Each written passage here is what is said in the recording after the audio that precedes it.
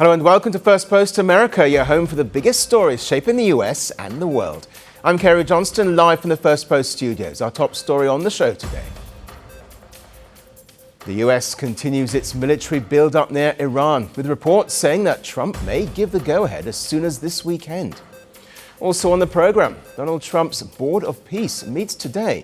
But is it about stabilizing Gaza or building an alternative to the United Nations? NATO storms Germany's Baltic coast with a massive military drill, but one key ally is missing. And Russia's salad staple turns into gold as ordinary households feel the pinch.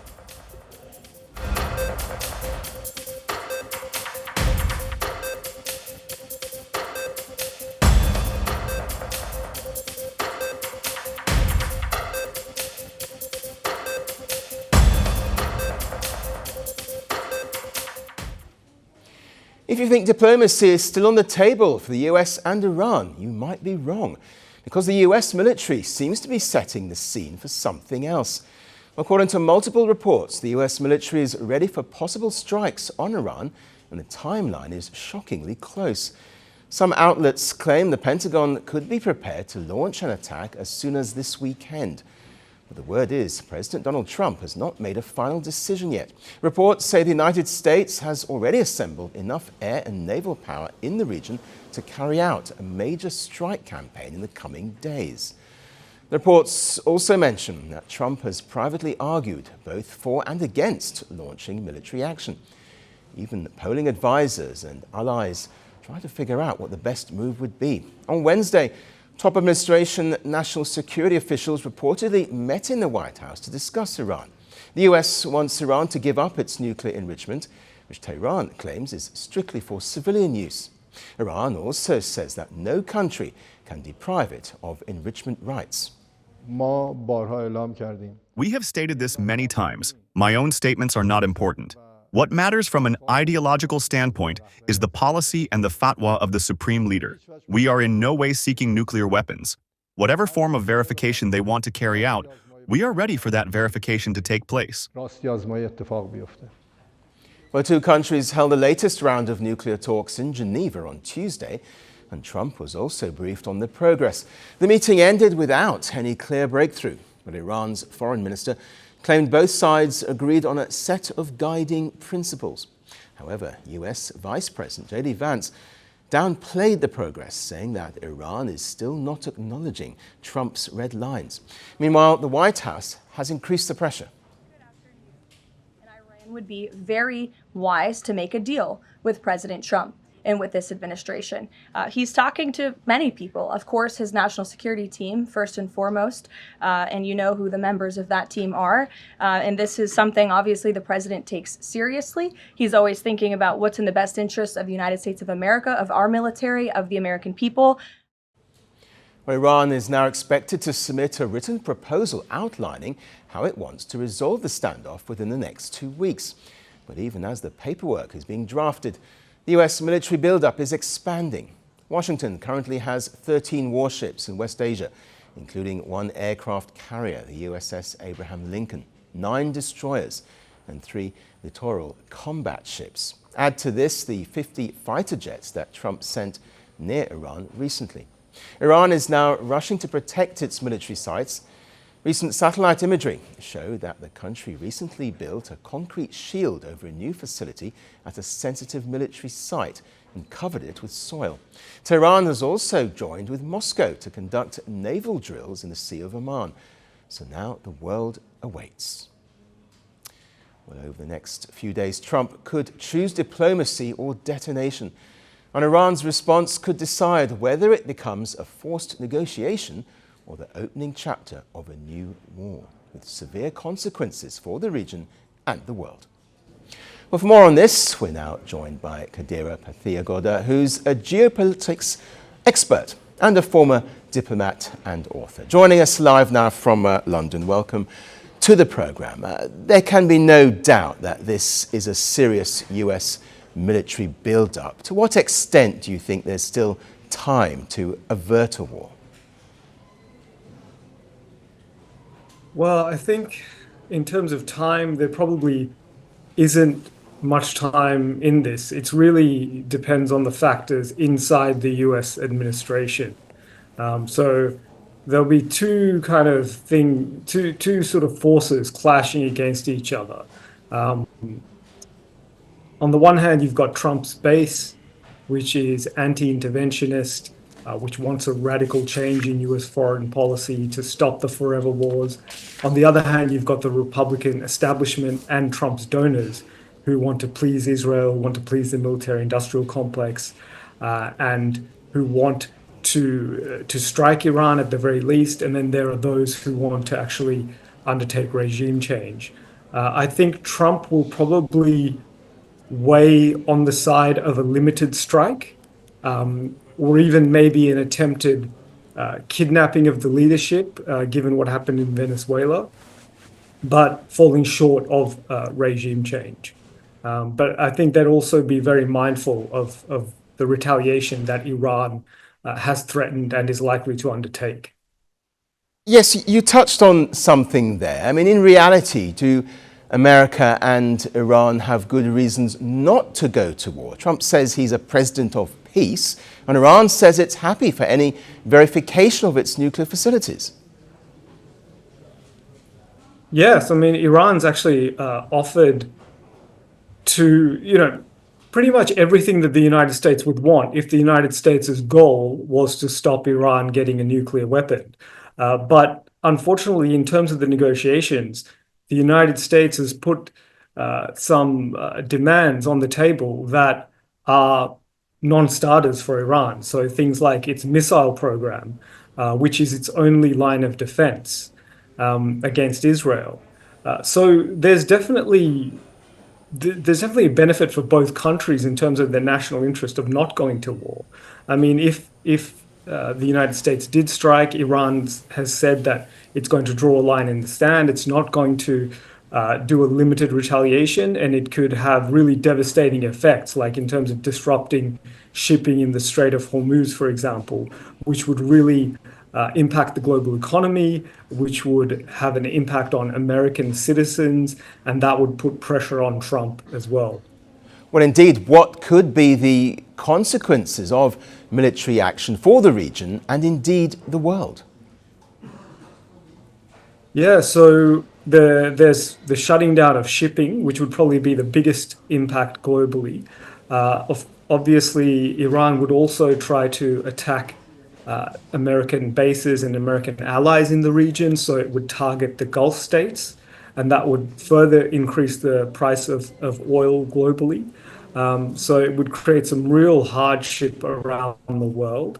There's the risk of it becoming a drawn-out war, which would have flow-on consequences in terms of even China-Taiwan, for example. China may take that as an opportunity when the US is bogged down in Iran to actually try and move on Taiwan. Thank you indeed for your insights, and thanks for joining us. Thanks. Well, we start our next story with a question. Is Donald Trump building an alternative to the United Nations? He's launching what he calls the Board of Peace. It was created after the October Gaza ceasefire negotiations with Qatar and Egypt.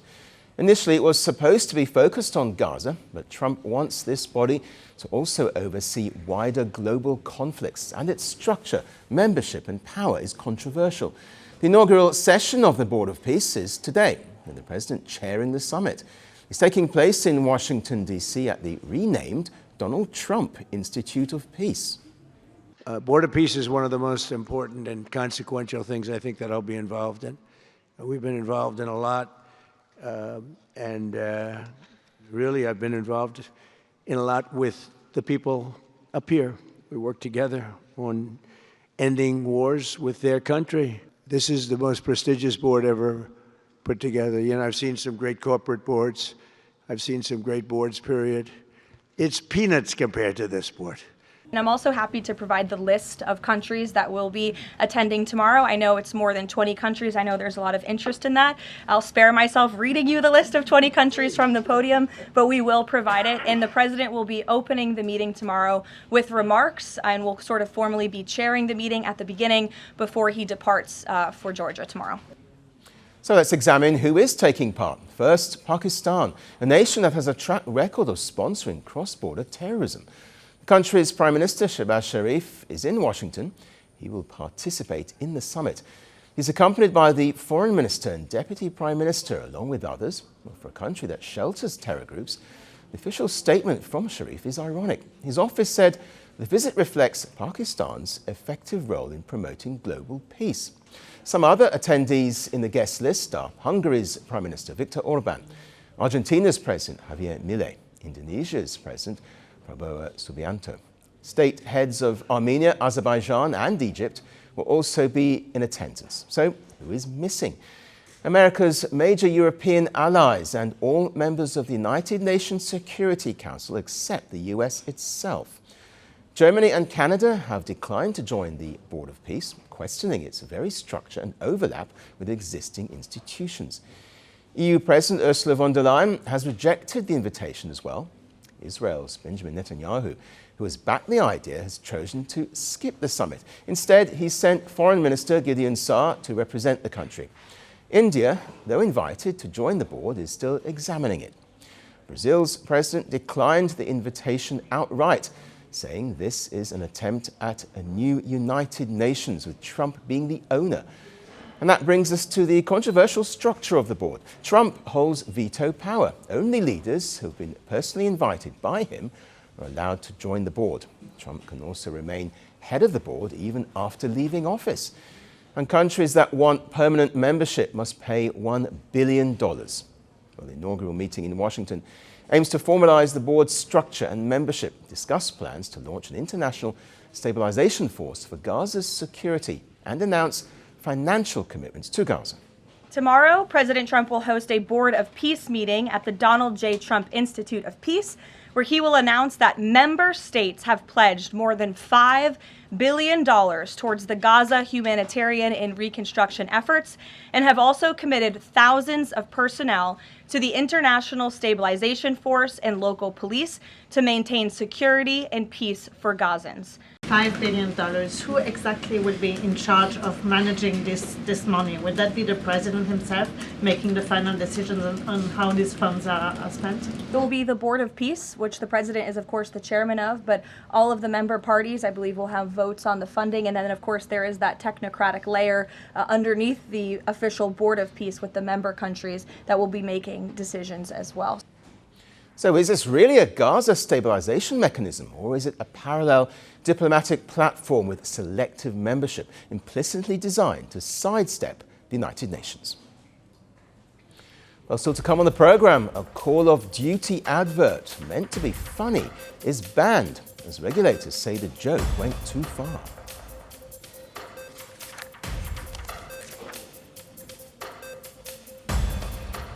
On Germany's Baltic coast, NATO troops are rehearsing for a war it hopes never comes. On Wednesday, thousands of NATO troops stormed into action along Germany's shoreline to showcase war games. Well, defense officials openly describe them as a show of readiness and a warning aimed directly at Russia. At the Putlos training ground near the northern port city of Kiel, NATO naval forces and special operations units practiced what a rapid response counterattack might look like if Europe ever faced a real invasion threat. Well, this drill is part of the wider Steadfast Dart 2026 exercise, a massive multinational operation running from January through March. Around 10,000 troops from 11 European NATO countries are involved, with Germany alone deploying about 7,300 of them.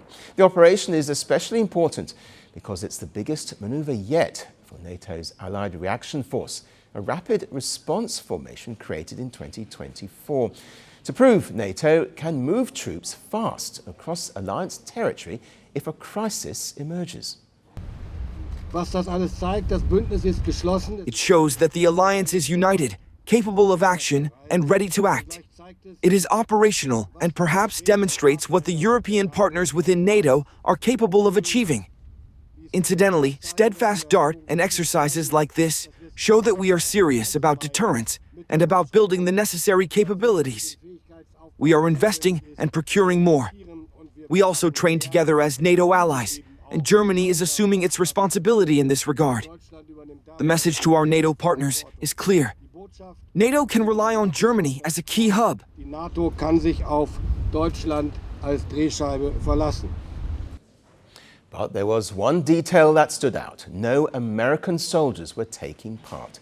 That absence comes at an awkward moment because it follows US President Donald Trump's recent threat to annex Greenland, a threat he later backed down on. For now, but one that rattled European allies. Well, still, Germany pushed back against the idea that the missing US troops reflected political tension. The Allied Reaction Force does not have any direct troops from the United States this year. However, that may change again next year or the year after. Nevertheless, it will be the task of NATO headquarters in the Netherlands to add capabilities in the cyberspace. And here, of course, the Americans are making their contribution to enable this Steadfast Dart 2026 exercise.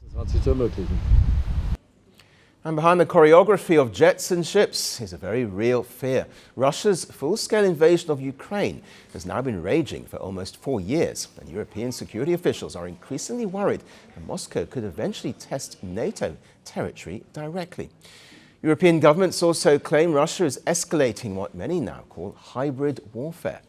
And Vladimir Putin has been blunt about the threats. We hear, and you know this, in Germany, for example, they say that the German army should once again be the most powerful in Europe. Well, fine. We're listening carefully, watching. What exactly is meant by that? I think no one doubts that Russia's response will not be long in coming. The response to these threats will be, to put it mildly, very convincing. It's precisely a response. We ourselves have never initiated a military confrontation.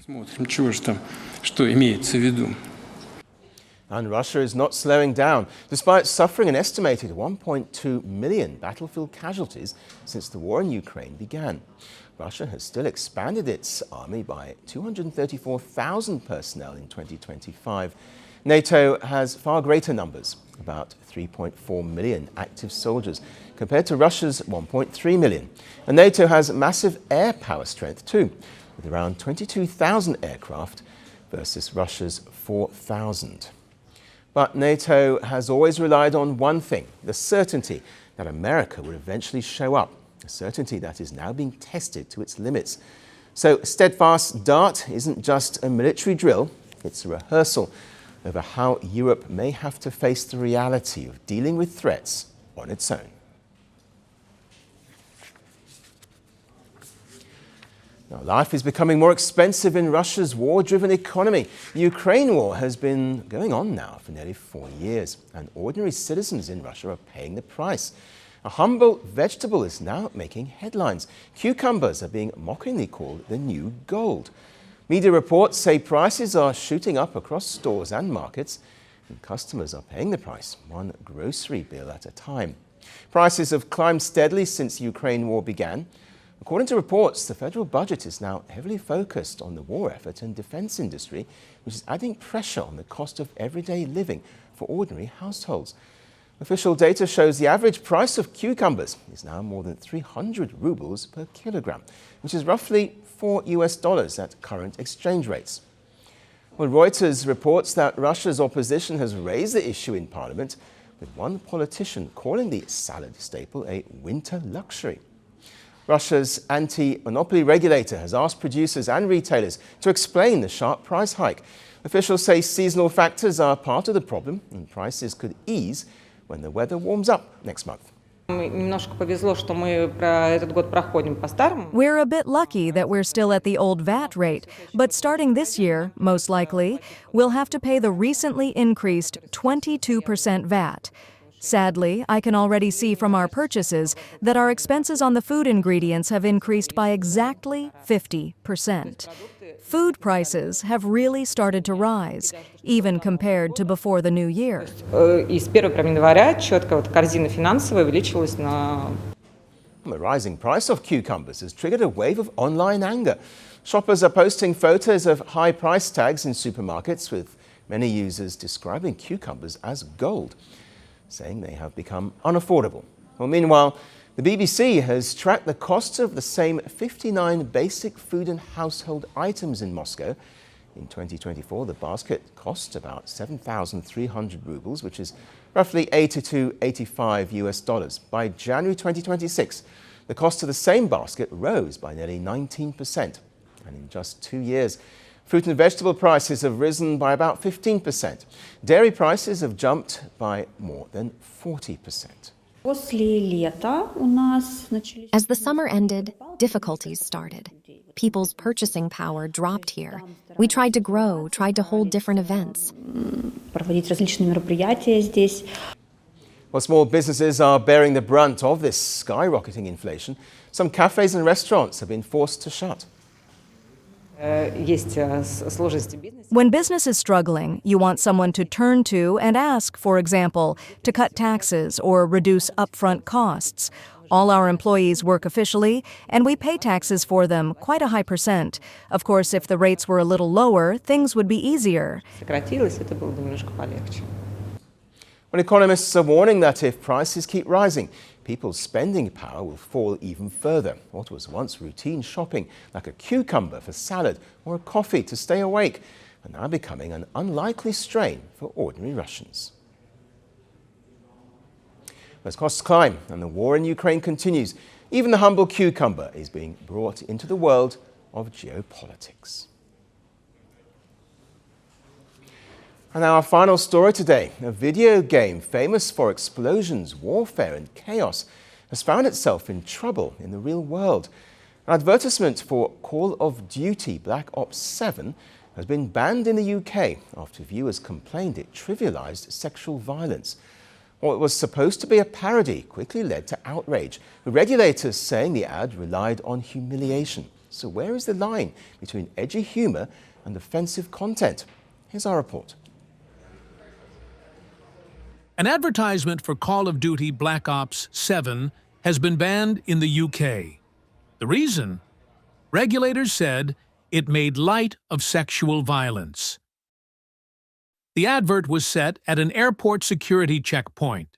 In the scene, real security staff were busy playing the video game, so replacement officers stepped in to handle passenger checks. During the scene, a male passenger was randomly selected for a search.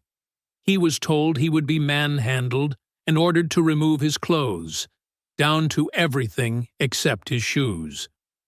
A female officer then put on gloves and said, "Time for the puppet show."